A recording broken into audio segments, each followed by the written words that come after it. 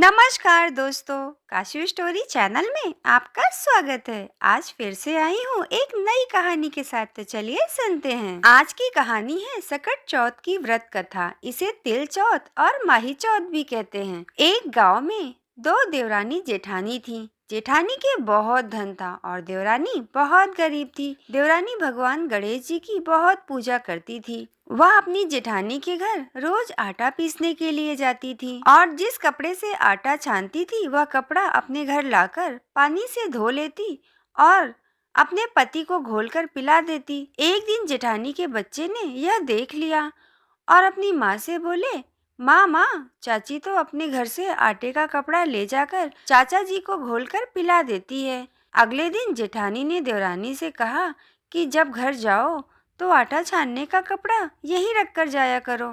देवरानी ने वैसा ही किया। जब वह घर गई, उसका पति बोला, मुझे चूर्ण घोलकर पिला दो। देवरानी बोली, उन्होंने आटा छानने का कपड़ा वहीं रख लिया, इसलिए मेरे पास आपको खिलाने के लिए कुछ भी नहीं है। उस दिन उसके पति ने भूख से व्याकुल होकर उसको लकड़ी से बहुत मारा। भाग्यवश उस दिन सकट चौथ का व्रत था। श्री गणेश जी का स्मरण करती हुई वह भूखी ही सो गई। तभी थोड़ी देर बाद गणेश जी ने आकर कहा कि आज तो सकट चौथ व्रत है और तू भूखी क्यों सो रही है। तब देवरानी ने सारा वृत्तांत सुनाया। फिर गणेश जी बोले, आज मैंने तिल चौथ के कारण चूरमा और तिलकुट्टा बहुत ज्यादा खाया है, इसलिए निपटने का मन हो रहा है। सो कहाँ जाऊं? वह बोली, महाराज, बहुत जगह पड़ी है, जहाँ चाहो वहाँ चले जाओ। गणेश जी ने सारा घर भर दिया। निपटने से आकर बोले, पोछू कहाँ?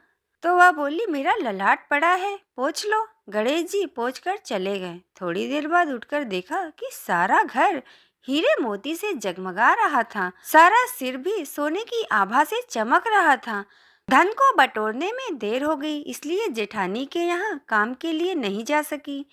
जेठानी ने अपने बच्चों को चाची के घर देखने के लिए भेजा कि चाची क्यों नहीं आई। बच्चों ने आकर अपनी माता से कहा, माँ माँ, चाची के घर तो बहुत सारा धन हो गया है। जेठानी भागी भागी अपने देवरानी के पास आई और पूछा कि तुम्हारे पास इतना धन कैसे हुआ। भोली भाली देवरानी ने सारी घटना सच सच बता दी। इतना सुनकर जेठानी अपने घर आई और अपने पति को बोली, मुझे लकड़ी से मारो। देवरानी को देवर जी ने बहुत मारा, इसलिए उसके बहुत धन हो गया है। उसका पति बोला, भाग्यवान, तू धन की भूखी क्यों मार खाती है।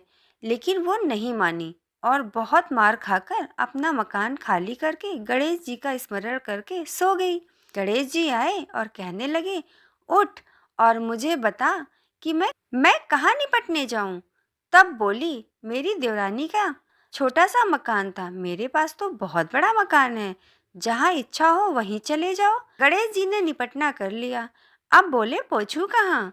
तो जेठानी ने गुस्से में कहा, मेरा ललाट पड़ा है, पोछ लो।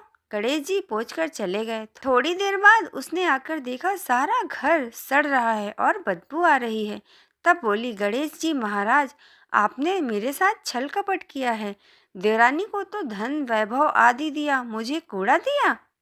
गणेश जी आए और बोले, तूने धन के लालच में मार खाई, उसने धर्म के कारण मार खाई। जेठानी क्षमा याचना करने लगी, हे गणेश जी, मुझे धन नहीं चाहिए, आप यह सब पहले की तरह कर दो। तब गणेश जी बोले, तू अपने धन में से आधा धन देवरानी को दे, तभी मैं माया समेटूंगा। जेठानी ने आधा धन देवरानी को दे दिया, परंतु कहीं एक सुई धागा रह गया। जब जेठानी ने सुई धागा देवरानी को दिया, तब भगवान गणेश जी अपनी माया समेट ली।